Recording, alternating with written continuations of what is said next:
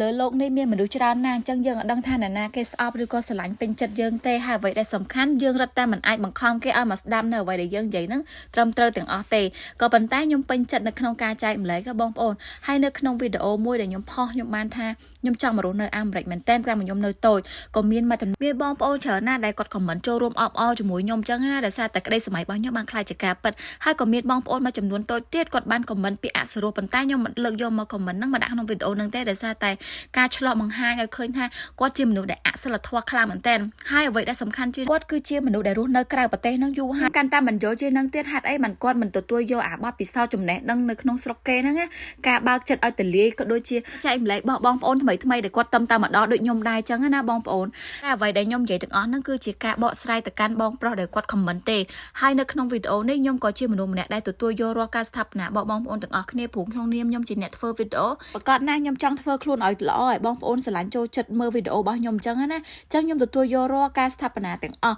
ក៏ប៉ុន្តែឲ្យតម្លៃទៅកាន់អ្នកចែកចាយវីដេអូទាំងអស់ហ្នឹងដែរដោយសារតែពួកគាត់ពេលវេលាផ្ទាល់ខ្លួនប្រើគំនិតគិតស្វែងរកព័ត៌មានអីផ្សេងដើម្បីចែកម្លែកធ្វើជាវីដេអូឲ្យបងប្អូនមើលអញ្ចឹងសូមមេត្តាបើកចិត្តទលាយនៅក្នុងការដាប់និងចែកម្លែកពីពួកគាត់ទៅបងប្អូនដោយសារតែពួកគាត់ចំណាយពេលវេលាផ្ទាល់ខ្លួនប្រើគំនិតមាតិកាថ្មីបទពិសោធន៍ថ្មីដែលពួកគាត់មានតាំងម៉ានហ្នឹងអញ្ចឹងបងប្អូនស្ដាប់ទៅបើសិនជាមិនពេញចិត្តទេក៏អស់ចោលទៅតែបើថាពេញចិត្តឬក៏ស្ដាប់ទៅត្រូវចំណុចគឺបងប្អូនទទួលយកទៅវាជាការចំណេញសម្រាប់បងប្អូនទេសម្រាប់ការបកស្រាយរបស់ខ្ញុំដូចជាវែងពេកហើយអញ្ចឹងនាំអារម្មណ៍បងប្អូនមកមើលទេសភាពនៅបឹងនេះវិញគឺថាស្រស់ស្អាតមែនតើបងប្អូនតែវីដេអូហ្នឹងគឺខ្ញុំថតនៅពេលដែលរដូវក្តៅទេអត់ទាន់ចូលដល់រដូវរងាហើយនៅក្នុងវីដេអូហ្នឹងមានតែប៉ុណ្្នឹងទេអរគុណជួបគ្នានៅវីដេអូក្រោយ